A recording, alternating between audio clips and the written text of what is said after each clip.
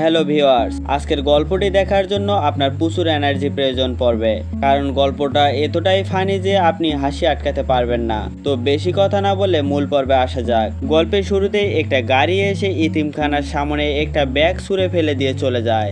ইতিমখানার সামনে একজন সিস্টার দাঁড়িয়েছিল, যদিও তাকে সিস্টার কম ব্রাদার বেশি মনে হয়। তো যাই হোক, সে কৌতূহলবশত ব্যাগটা খুলতে যায়, কিন্তু তখনই একটা ছোট বাচ্চা তার চোখের মধ্যে আঙ্গুল ঢুকিয়ে দেয়, যার কারণে সে উল্টা হয়ে পড়ে যায়। আর এই শব্দ শুনে ইতিমখানার অন্য সিস্টাররা বাইরে বেরিয়ে আসে।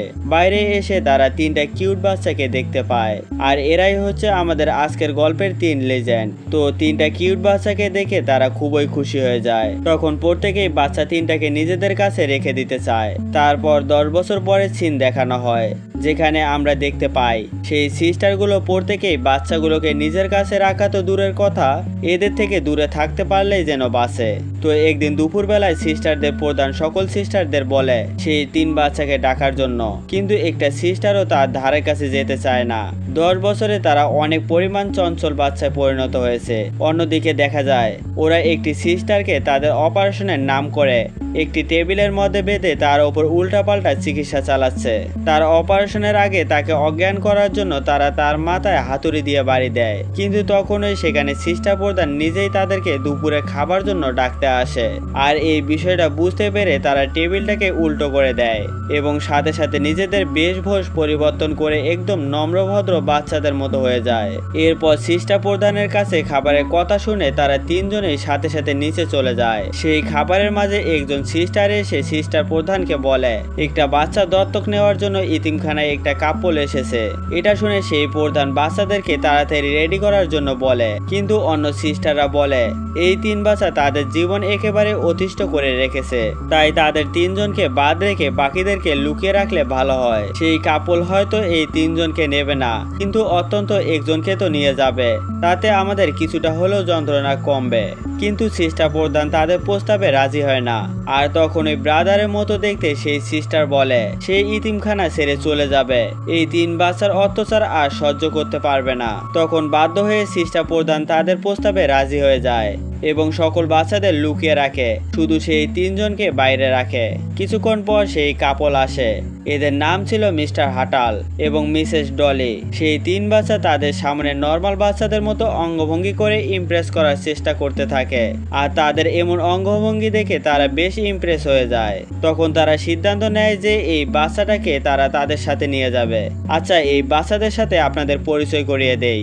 এই চুল ছোট মোটা বাচ্চাটির নাম হলো কাল্লি, কেকড়া চুলওয়ালা এই বাচ্চাটির নাম হলো লেরি, এবং রাউন্ড করা চুলওয়ালা এই বাচ্চাটির নাম হলো মৌ।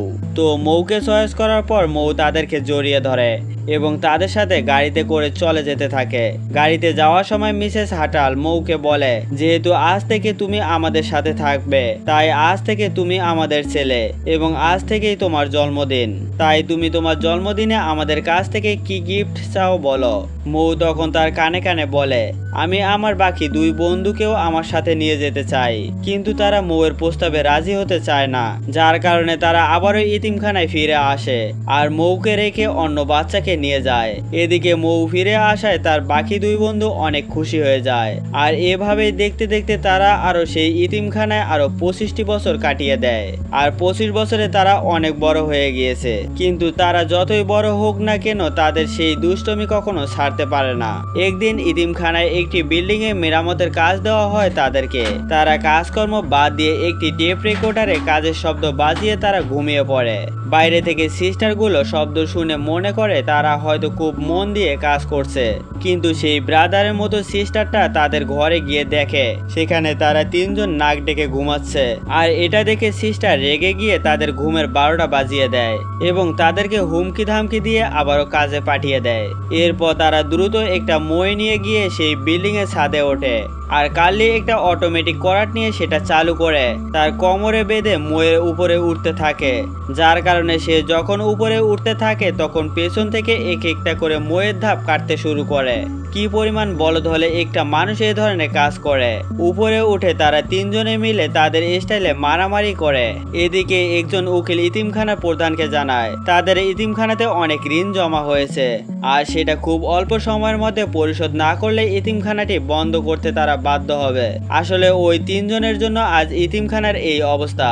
এই কারণে সিস্টার প্রধান একটা সিস্টারকে তিনজনকে ডেকে আনতে পাঠায়, কিন্তু সেখানে যাওয়ার পর সে দেখে তার দিকে একটা হাতুড়ি উড়ে আসছে। তখন সে নিজেকে কোনোভাবে সামলিয়ে নেয়, আর সেই হাতুড়িটা গিয়ে একটা বালতিতে পড়ে। আসলে মৌলেরিকে হাতুড়ি দিয়ে বাড়ি দিতে যাচ্ছিল, যার কারণে সেটা ছুটে গিয়ে সিস্টারের দিকে গিয়ে পড়ে। এদিকে সিস্টার রেগে গিয়ে উপরে উঠতে গেলে দেখে ময়ের সবগুলো ধাপি কাটা। তখন লেরি একটা ঘন্টা ঠিক করতে গিয়ে নিচে ফেলে দেয়, আর সেটা সোজা গিয়ে সিস্টারের মাথার ওপর পড়ে। শব্দ শুনে তারা নিচে তাকালে দেখে সিস্টার অজ্ঞান হয়ে পড়ে আছে। তারা সিস্টারের জ্ঞান ফেরানোর জন্য মই দিয়ে নামতে যায়, কিন্তু তাদের পা ফসকে সোজা সিস্টারের গায়ের ওপর পড়ে। অন্যদিকে কার্লি নিচে নামতে গেলে ময়ের দু পা দুদিকে দিয়ে আটকে থাকে, আর এটা দেখে তারা সিস্টারকে অন্যদিকে সরিয়ে নিতে যাবে। তখনই কার্লি নিজেকে ব্যালেন্স করতে না পেরে সোজা সিস্টারের ওপর গিয়ে পড়ে। এরপর তারা সিস্টারের জ্ঞান ফিরিয়ে আনতে সেই বালতি থেকে পানি দিতে যাবে, তখনই সেই বালতির মধ্যে থাকা হাতুড়ের মাথাটি আবারও সিস্টারের মুখে গিয়ে লাগে। তো এভাবে অনেক চেষ্টা বিফল হয়। এরপর তারা সিস্টারের জ্ঞান আনতে না পেরে তাকে রেখেই সিস্টার প্রধানের সাথে যায় দেখা করতে। এরপর উকিল ইতিমখানার সবাইকে ডেকে এনে বলে 30 দিনের মধ্যে তাদেরকে ইতিমখানা ছেড়ে দিতে হবে। তখন সেই 3 স্টপিট বলে ইতিমখানাকে বাঁচাতে হলে আমাদের কি করতে হবে। তখন উকিল বলে $8,30,000 লাগবে। এটা শুনে তারা বলে আমরা যে করে হোক 30 দিনের মধ্যে $8,30,000 ইনকাম করে আপনাকে দিয়ে দেব। এরপর তারা তিনজনে একটা বিশেষ সাইকেলে করে টাকা ইনকাম করার জন্য শহরের উদ্দেশ্যে রওনা হয় এবং একটা বিশেষ পদ্ধতি অবলম্বন করে। তারা একটা বড় গাড়ি আসার জন্য ওয়েট করে, যাতে সেই গাড়ির সাথে একটা দড়ি বেঁধে রিল্যাক্সে যেতে পারে। কিন্তু বলদগুলো রিল্যাক্স করতে পারলো না, কারণ যখন একটা বড় ট্রাক তাদের রাস্তার সাইড দিয়ে যাচ্ছিল তখন তারা সেই দড়িটা ট্রাকে ছুঁড়ে মারলে উল্টো হয়ে পড়ে যায়, কারণ বলদগুলো দড়িটা তাদের সামনে না বেঁধে পেছনে বেঁধেছিল। তো যাই হোক, এদিকে ছোটবেলায় মৌয়ের বদলে নিয়ে যাওয়া টেডি নামের সেই বাচ্চাটা এখন অনেক বড় হয়ে গিয়েছে। সে ব্যবসা বাণিজ্য করে, এখন অনেক বড় লোক। কিন্তু টেডির বউ লিডি খুব একটা সুবিধাজনক ছিল না, কারণ সে তার হাজবেন্ডের বন্ধু ম্যাকের সাথে পরকীয়া করে। তারা প্ল্যান করছে যেভাবে হোক টেডিকে মেরে তার টাকা পয়সা নিয়ে পালিয়ে যাবে। তখন তারা জ্বালানা দিয়ে নিচে দেখতে পায় সেই 3 বলদ এক মাসে $8,30,000 ইনকামের একটা চাকরি খুঁজছে। সেই তিনজনকে দেখে লিডি এবং ম্যাক ভালোভাবে বুঝতে পারে যে এরা মাথা মোটা ছাড়া আর কিছুই না। তাই তারা সিদ্ধান্ত নেয় যে এই তিনজনকে দিয়ে টেডিকে খুন করাবে। এরপর লিডি নিচে এসে তাদের তিনজনকে বলে তোমরা তিনজন যদি আমার একটা কাজ করে দাও তাহলে আমি তোমাদেরকে $8,30,000 দিয়ে দেব। আর এই কথা শুনে তারা তিনজনেই অনেক আগ্রহ নিয়ে জানতে চায় যে কাজটা কি। তখন লিডি বলে আমার স্বামীকে খুন করতে হবে। আর এই কথা শুনে তিনজনে অনেক ঘাবড়ে যায় এবং কাজ করবে না বলে রিজেক্ট করে দেয়। তখন লিডি বলে আসলে আমার স্বামী এমন একটা রোগে আক্রান্ত যার কারণে তাকে প্রতিদিন অনেক কষ্ট সহ্য করতে হচ্ছে, আর আমি চাই না যে ও এভাবে কষ্ট পেয়ে বেঁচে থাকুক। তখন ম্যাক গাড়ি থেকে বের হয়ে তাদেরকে বলে সে লিডির স্বামী, আর সে নিজেই এটা করাতে চায়, কারণ প্রতিদিন এভাবে কষ্ট নিয়ে সে বেঁচে থাকতে চায় না। আর এই কথা শুনে তারা তিনজন সাথে সাথে রাজি হয়ে যায়। এরপর ম্যাক তাদেরকে বলে আমি যখন ঘুমিয়ে থাকবো তখন তোমরা আমার রুমে ঢুকে আমাকে মেরে ফেলবে, আর তোমরা আমার রুমে ঢুকে লাইট অন করবে না, কারণ আমি মরার আগে সারপ্রাইজ নিয়ে মরতে চাই। আর এটা শুনে তারা তিনজনে অনেক হাসতে থাকে। এরপর কার্লি হঠাৎ করে ম্যাকের বুকে ধাক্কা দিয়ে একটা গাড়ির সামনে ফেলে দেয়, আর সেই গাড়ির সাথে ধাক্কা খেয়ে ম্যাক অন্য একটা গাড়ির নিচে গিয়ে পড়ে। সেখানে কিছুক্ষণ চরকির মতো ঘোরার পর আরেকটা গাড়ি তার গায়ের ওপর দিয়ে চলে যায়, আর একটা তীর এসে তার পায়ের মধ্যে লেগে যায়। এদিকে লিডি তার পরকীয়া প্রেমিকের এমন অবস্থা দেখে হতাশ হয়ে যায়, আর সে চিৎকার করে দুজনকে জিজ্ঞাসা করে তোমরা এমনটা কেন করলে। তখন কার্লি বলে উনি সারপ্রাইজ নিতে চেয়েছিল তাই না, তাই তাকে একটু সারপ্রাইজ দিয়ে দিলাম। কার্লির এমন কথা শুনে সে বুঝতে পারে যে সে বড় পাগলদের পাল্লায় পড়েছে। সে পাগলগুলোর থেকে বাঁচার জন্য তাড়াতাড়ি গাড়ি নিয়ে সোজা সেখান থেকে চলে যায়। কিন্তু গাড়ি নিয়ে বাড়ি ফেরার পর লিডি দেখে ওরা তিনজনই তার গাড়ি পেছন ধরে স্লাইড করে তার সাথে এসেছে। লিডি তাদেরকে জিজ্ঞেস করে তারা এখানে কেন এসেছে। তখন তারা বলে আমরা আমাদের টাকা নেওয়ার জন্য এসেছি। তখন লিডি বলে আমার হাজবেন্ড এখনো মারা যায়নি, সে হাসপাতালে ভর্তি আছে, তাই আমি তোমাদেরকে এখন টাকা দিতে পারবো না। আর এটা বলে সে তাদেরকে বাসা থেকে বের করে দেয়। এরপর তারা তিনজনে মিলে প্ল্যান করে যে ম্যাককে তারা হাসপাতালে গিয়ে মারবে। এরপর তারা হাসপাতালে গিয়ে রিসিপশনে ম্যাকের বেড সম্পর্কে জিজ্ঞেস করে। তখন রিসিপশনের মহিলা তাকে বলে আজকের মতো ভিজিটিং আওয়ার তো শেষ হয়ে গিয়েছে, পেশেন্টের সঙ্গে দেখা করতে হলে কাল আসতে হবে। এরপর তারা ভাবতে থাকে এখন কি করা যায়। তখন হঠাৎ করে তাদের সামনে একজন ডাক্তার এবং দুজন নার্সকে দেখতে পায়। আর এখান থেকে তাদের মাথায় বুদ্ধি আসে, তারা ডাক্তার এবং নার্সের পোশাক পরে ম্যাকের বেডে প্রবেশ করবে। এরপর তারা সেই প্ল্যান অনুযায়ী সেই ডাক্তার এবং নার্সকে মেরে তাদের পোশাক পরে ম্যাককে খুঁজতে থাকে। কিন্তু তারা বেশিক্ষণ খোঁজাখুঁজি করতে পারে না, কারণ সেই রিসিপশনের মহিলাটা তাদেরকে দেখেই চিনে ফেলে এবং তাদেরকে ধাওয়া করে। তো সেই মহিলার ধাওয়া খেয়ে তারা একটা বাচ্চাদের রুমে প্রবেশ করে। সেখানে একজন নার্স তাদেরকে আসল নার্স ভেবে বাচ্চাদের ডাইপার চেঞ্জ করতে বলে। আর এই বাচ্চাদের ডাইপার চেঞ্জ করতে গিয়ে তারা নিজেদের মধ্যে মারামারি শুরু করে দেয়। আর এখানে তারা মারামারির অস্ত্র হিসেবে বাচ্চাদের মূত্র ব্যবহার করে, মানে একজন আরেকজনের দিকে বাচ্চাদের মূর্ত নিক্ষেপ করতে থাকে। তো এই সব দুষ্টমির মধ্যে সেই নার্স চলে আসলে তারা সেখান থেকে পালিয়ে যায়। এরপর তারা সৌভাগ্যবশত ম্যাকের রুমটা খুঁজে পায়। আর সেই রুমের মধ্যে যেন কেউ ঢুকতে না পারে সেজন্য তারা প্লাস্টার করা একজন মানুষকে দরজার সেফটি হিসেবে ব্যবহার করে। এদিকে তাদের তিনজনকে দেখে ম্যাক ভাবে আজ তার রক্ষা নেই, মানে সেই দিন তাদের হাত থেকে বেঁচে গেলেও আজ নিশ্চিত তাদের হাতে মারা পড়বে। এজন্য ম্যাক তাদের থেকে লুকানোর জন্য তার বডি প্লাস্টারের মধ্যে ঢুকিয়ে ফেলে। কিন্তু সেই তিনজন ম্যাকের এই কৌশলটা ধরে ফেলে আর একটা বোমাতে আগুন ধরিয়ে সেই ব্লাস্টারের মধ্যে ঢুকিয়ে দেয়। আর ওই বোমা ফেটে ম্যাকের অবস্থায় একেবারে 12টা বেজে যায়।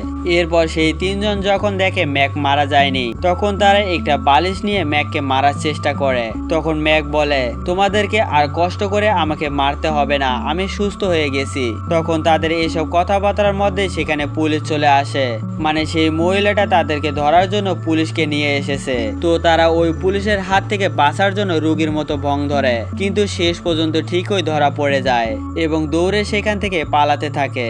তখন পুলিশও তাদের পিছু করতে থাকে। একটা পর্যায়ে গিয়ে তারা পুলিশকে কাবু করে ফেলে এবং তাদের তিনজনের অত্যাচারে সে অজ্ঞান হয়ে যায়। তখন তারা সেই পুলিশের জ্ঞান ফেরানোর জন্য দুইটা আয়রন মেশিন নিয়ে তার বুকে ইলেকট্রিক শর্ট দিতে থাকে। কি পরিমাণ বলদ হলে মানুষ আয়রন মেশিন দিয়ে ইলেকট্রিক শর্ট দিতে পারে। তো যাই হোক, আয়রন মেশিন দিয়ে শর্ট দেওয়ার কারণে পুলিশের বুক জলে পুড়ে ছাই হয়ে যায় এবং সে যন্ত্রণায় চিৎকার করতে থাকে। পুলিশের চিৎকার শুনে তারা তিনজনে আবারও সেখান থেকে পালিয়ে যায়। আর পালাতে পালাতে একটা পর্যায়ে তারা ছাদে চলে যায়। এখানে ছাদে গিয়ে তারা আর কোনো পালানোর রাস্তা খুঁজে পায় না। সেখান থেকে একটা পাইপ নিয়ে ছাদ থেকে লাফ দেয় এবং সোজা গিয়ে টেডির গায়ের ওপর পড়ে। তারা টেডির সঙ্গে কিছুক্ষণ কথা বলে আর একটা পিক তুলে সেখান থেকে বিদায় হয়। তাদের হঠাৎ মনে পড়ে আসার সময় সিস্টার প্রধান তাদের কিছু টাকা দিয়েছিল। তারা সিদ্ধান্ত নেয় সেই টাকা দিয়ে তারা মাছের ব্যবসা করবে এবং 30 দিনের মধ্যে অনেক বড়লোক হবে। আর সেই টাকা দিয়ে ইতিমখানার সব টাকা শোধ করে দিবে। এদিকে টেডি তার ওয়াইফ লিডিকে বলে সে আজকে তার ইতিমখানায় 3 বন্ধুর সাথে দেখা হয়েছিল। আর এটা বলে সে তাকে ছবিটা দেখায়। ছবিটা দেখে তো লিডির চোখ কপালে উঠে যায়। সে ভাবতে থাকে টেডি যদি তাকে মারার বিষয়টা জেনে যায় তাহলে তাকে আর আস্ত রাখবে না। এদিকে তারা তিনজনে একটা মাছের খামার থেকে বেশ কিছু মাছ কিনে নিয়ে আসে আর সেগুলো গফ বল খেলার মাঠে শুটকি বানানোর চেষ্টা করে এবং কিছুক্ষণের মধ্যেই সেখানে একটা লোক চলে আসে আর তাদেরকে সেখান থেকে চলে যেতে বলে। কিন্তু তারা যেতে না চাইলে সেখানে পুলিশ চলে আসে। আর এই পুলিশ হলো সেই পুলিশটাই যাকে কিনা তারা আগের দিন আয়রন মেশিন দিয়ে বুক জ্বালিয়ে দিয়েছিল। এখন পুলিশ তাদেরকে ধরতে গেলে তারা আবারও সেই পুলিশকে বোকা বানিয়ে সেখান থেকে পালিয়ে যায়। পালাতে পালাতে তারা একটা গলির মধ্যে ঢুকে পড়ে এবং সেখানে একটা দরজা দেখতে পায়, কিন্তু দরজাটা লক করার কারণে তারা ঢুকতে পারছিল না। তখন তারা কাল্লির মাথা ব্যবহার করে দরজাটা ভেঙে ভেতরে ঢুকে যায়। ভেতরে ঢুকে দেখে সেখানে কিছুই নেই। তারা এই বিষয়টা নিয়ে কথার কাটাকাটি করতে করতে তারা নিজেদের মধ্যে আবারও মারামারি শুরু করে দেয়। মারামারির এক পর্যায়ে লেরি বলে, ছোটবেলায় যদি মৌ চলে যেত তাহলে বেশ ভালোই হতো, কারণ মৌ এই সকল সমস্যার কারণ। তার কারণে মূলত দুজনকে কেউ দত্তক নেয়নি। এটা শুনে মৌ অনেক কষ্ট পায় এবং সে তাদের দুজনকে সেখান থেকে চলে যেতে বলে। তখন লেরি এবং কাল্লি সেখান থেকে চলে যায় এবং মৌ মাথা নিচু করে দাঁড়িয়ে থাকে। আর তখনই হঠাৎ করে সেই রুমে লাইট জ্বলে ওঠে। লাইট জ্বলে ওঠার পর দেখা যায় মৌ একটি স্টেজে দাঁড়িয়েছিল আর সেখানে ক্যামেরা নিয়ে বেশ কিছু লোক বসে আছে। এরপর সেখান থেকে একজন ডিরেক্টর উঠে এসে বলে, আমি আমার রিয়েলিটি শো এর জন্য এমন একজনকেই খুঁজছিলাম। মৌ ডিরেক্টরের কথা শুনে অনেক অবাক হয়ে যায়। অন্যদিকে কাল্লি এবং লেরি মন খারাপ করে একটি চিড়িয়াখানায় ঘুরে বেড়াচ্ছিল আর সেখানে চিড়িয়াখানায় লিডি এবং ম্যাক তাদেরকে মারার জন্য আসে, কারণ তারা যদি বেঁচে থাকে তাহলে যে কোনো সময় টেডির কাছে ধরা পড়ে যাবে। তাই তারা প্ল্যান করে চিড়িয়াখানার পেছন দিয়ে ঢুকে চুপি চুপি তাদের দুজনকে গুলি করে চলে আসবে। তো সেই প্ল্যান অনুযায়ী ম্যাক লিডির সাহায্যে দেয়াল টপকে ভিতরে ঢুকে যায়, কিন্তু দুর্ভাগ্যবশত বেচারা একটি সিংহের খাঁচার মধ্যে ঢুকে পড়ে। এখানে তার কপাল ভালো যে সিংহটা একটা শিকলে বাঁধা ছিল। তো সিংহটা শিকলে বাঁধা দেখে ম্যাক তার সাথে মস্কারা করতে থাকে। এদিকে ডলফিনের নাকে ছিদ্রের মধ্যে বাদাম ঢুকে যাওয়ার কারণে কাল্লি সেটা চেপে বের করার চেষ্টা করে আর একটা পর্যায়ে গিয়ে বাদামটা বের হয়ে সোজা সিংহের ঝুনঝুনিতে গিয়ে লাগে, যার কারণে সিংহটা রেগে গিয়ে শিকল ছিঁড়ে ম্যাককে ধাওয়া করে। তো যাই হোক, সেদিন রাতের বেলায় লিডি এবং টেডি যখন টিভি দেখছিল তখন সেখানে তারা মৌকে দেখতে পায়। সে একটা রিয়েলিটি শো করছে। টেডি মৌকে টিভিতে দেখে অনেক খুশি হয়ে যায়। অন্যদিকে লিডি এটা দেখে বেশ ঘাবড়ে যায়। অন্যদিকে লেরি এবং কাল্লি অনেকদিন ধরে মৌকে দেখতে না পেয়ে অনেক মিস করতে থাকে, যার কারণে তারা হারানো বিজ্ঞপ্তি পোস্টার লাগিয়ে মৌকে খোঁজার চেষ্টা করে। তারা মৌকে কোথাও না পেয়ে ভাবে হয়তো সেই ইতিমখানায় ফিরে গেছে, তাই তারা দুজনেই ইতিমখানায় ফিরে আসে। এরপর তারা দুজনেই ইতিমখানায় এসে জানতে পারে তাদের এসব অপকর্মের কারণে ইতিমখানায় এত ঋণ হয়েছে, তাই এখন তাদের কাছে বাচ্চাদের চিকিৎসা করার জন্য কোনো টাকা নেই। এটা শুনে তারা দুজনে অনেক কষ্ট পায়, তাই তারা আবারও রাস্তায় গিয়ে থাকতে শুরু করে আর রাতের বেলায় একটা দোকানের সামনে গিয়ে মৌয়ের রিয়েলিটি শো দেখতে পায়। এদিকে মৌ তার রিয়েলিটি শো এর মাধ্যমে দিন দিন লোকের কাছে অনেক জনপ্রিয়তা লাভ করতে থাকে। তো যাই হোক, এদিকে লেরি ইতিমখানার জন্য সাহায্য চাইতে বের হয়, কিন্তু সেখানে মিস্টার হটালকে দেখতে পায় এবং মিস্টার হটালের কাছে গিয়ে ইতিমখানার জন্য কিছু টাকা চায়। হটাল বলে সে এত টাকা দিয়ে হেল্প করতে পারবে না। এরপর কথায় কথায় মৌয়ের প্রসঙ্গ আসলে হটাল জানায় তাদের দুজনের জন্যই মূলত মৌ সেদিন তাদের সাথে যায়নি, আর যেতে হলে তোমাদেরকে সঙ্গে নিয়ে যেতে চেয়েছিল। আর এটা শুনে তারা অনেক ইমোশনাল হয়ে পড়ে, কারণ সেদিন তারা অকারণে মৌকে অনেক কথা শুনিয়েছে। তারা মনে মনে ভাবতে থাকে তাদের এই কাজটা করা একদমই ঠিক হয়নি। এরপর তারা সেই অফিসে একটা ছবি দেখতে পায় যেখানে লিডি, টেডি এবং ম্যাক তিনজনেই ছিল। তারা হটালের কাছে তিনজনের ব্যাপারে জিজ্ঞেস করলে মিস্টার হটাল বলে ম্যাক হলো টেডির বন্ধু। এটা শুনে তাদের আর বুঝতে বাকি থাকে না যে লিডি তার হাজবেন্ডের সাথে চিট করে তাকে মারার প্ল্যান করছে। এরপর তারা দৌড়ে মৌয়ের রিয়েলিটি শো এর অফিসে চলে যায়। সেখানে গিয়ে তারা মৌকে লিডির ব্যাপারে সবকিছু খুলে বলে। এরপর তারা তিনজনে মিলে টেডিকে সবকিছু জানানোর জন্য রওনা হয়। এদিকে তখন লিডি এবং টেডির বিবাহ বার্ষিকীর পার্টি চলছিল। অনুষ্ঠানে আবার নতুন করে টেডিকে মারার প্ল্যান করতে থাকে। দুর্ভাগা ম্যাক সিংহের থাবা খেয়ে তার মুখের কি অবস্থা হয়েছে দেখছেন তো। তখন মিস্টার হটাল তার চেহারার এই অবস্থা দেখে জিজ্ঞেস করে তোমার মুখে কিসের দাগ এটা? ম্যাক তখন বলে বিড়াল খামচি দিয়েছে। তো যাই হোক, এদিকে তারা তিনজন অসাধারণ রাজকীয় কুকুরের গাড়িতে করে অনুষ্ঠানে পৌঁছায়, কিন্তু সেখানে থাকা গার্ডরা তাকে ভিতরে ঢুকতে দেয় না, যার কারণে তারা বেলুনওয়ালার কাছ থেকে অনেকগুলো বেলুন নিয়ে অনুষ্ঠানে ঢুকে পড়ে। সবগুলো বেলুন তারা কাল্লির হাতে ধরিয়ে দিয়ে টেডিকে খুঁজতে চলে যায়। তো কিছুক্ষণ পর কাল্লি সেই বেলুনগুলো একটা বাচ্চার হাতে ধরিয়ে দেয়, যার কারণে বাচ্চাটি উড়ে যেতে শুরু করে। আর এটা দেখে লেরি বাচ্চাটাকে নিচে নামানোর জন্য বন্দুক দিয়ে গুলি করতে চায়, কিন্তু মৌ তাকে বাধা দিয়ে বলে বন্দুক দিয়ে গুলি করলে যদি গুলিটা বাচ্চার গায়ে লাগে তখন কি হবে। এটা বলে সে বন্দুকটা হাতে নিয়ে লেরির মাথায় মারে এবং এতে করে বন্দুক থেকে গুলি বের হয়ে বাচ্চার হাতে থাকা কয়েকটি বেলুন ফুটো হয়ে যায় আর বাচ্চাটা সাথে সাথে সেই অনুষ্ঠানের কেকের ওপর গিয়ে পড়ে। তখন সেখান থেকে তারা দৌড়ে বাড়ির ভেতরে গিয়ে সোজা টেডির রুমে চলে যায়। সেখানে গিয়ে তারা টেডিকে সবকিছু বলে দেয়, কিন্তু তখন ওই ম্যাক এবং লিডি সেখানে বন্দুক নিয়ে ঢুকে পড়ে আর তার কিছুক্ষণ পর সেখানে মিস্টার হাটাল বন্দুক নিয়ে হাজির হয়। তখন সে ম্যাকের হাতে থাকা বন্দুকটা ফেলে দিতে বলে। তখন টেডি ম্যাককে বলে, তুই আমার বন্ধু হয়েও এমনটা কেন করলি? তখন আবার মিস্টার হাটাল বলে, ম্যাক আসলে কিছুই করেনি, সবকিছু সে নিজে করেছে। এরপর তাদের সবাইকে একটা গাড়িতে করে খুন করার জন্য একটা নির্জন জায়গায় নিয়ে যেতে থাকে, যাতে করে তাদের খুনের কোনো প্রমাণ না থাকে। গাড়িতে করে যাওয়ার সময় মিস্টার হাটাল সবাইকে জানায় আসলে তার যত সম্পত্তি ছিল এই সব কিছু ছিল তার স্ত্রীর, আর সে মারা যাওয়ার সময় তার সবকিছু টেডির নামে করে দিয়ে গিয়েছে, তাই সে এত কিছু করেছে। তখন কার্লি তার পোষা ইঁদুরটা বের করে। এটা দেখে লিডি চিল্লাচিল্লি করতে থাকে, আর তার এ ধরনের চিল্লাচিল্লি দেখে গাড়িতে থাকা সকলেই অনেক আতঙ্কিত হয়ে পড়ে। এক পর্যায়ে গিয়ে গাড়িটা কন্ট্রোল হারিয়ে পাশে একটা পুকুরের মধ্যে গিয়ে পড়ে। এরপর আস্তে আস্তে গাড়ির মধ্যে পানি ঢুকতে শুরু করে। তখনই কার্লি তার বিশেষ গ্যাস ছেড়ে দেয়, যার কারণে সকলে আরো বিপদে পড়ে যায়। তো যাই হোক, মুভের তখন হঠাৎ মনে পড়ে কার্লির কাছে তো সবসময় বোমা থাকে, তাই সে তার কাছ থেকে একটা বোমা নিয়ে গাড়িটা ব্লাস্ট করে দেয় এবং সেখান থেকে তারা সবাই বেরিয়ে আসে।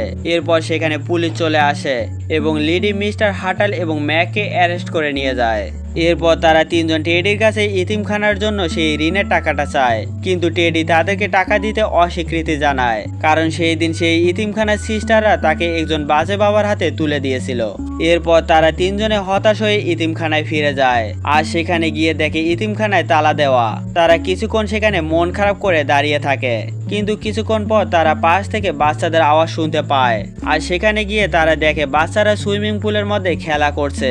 আসলে এখানে নতুন একটা ইতিমখানা বানিয়ে দিয়েছে সেই রিয়েলিটি শো এর পক্ষ থেকে। তো যাই হোক, তখন ডিরেক্টর তাদের তিনজনকে সেই রিয়েলিটি শো করার প্রস্তাব রাখে এবং একটা ফর্মে স্বাক্ষর করতে বলে। আর এই সুন্দর দৃশ্যের মধ্যে দিয়ে এই সিনেমাটি এখানেই শেষ হয়ে যায়। তো বন্ধুরা, কেমন ছিল গল্পটি কমেন্ট করে জানাবেন, আর অবশ্যই চ্যানেলটি সাবস্ক্রাইব করে রাখবেন। দেখা হচ্ছে নতুন কোনো ভিডিওতে। আল্লাহ হাফেজ।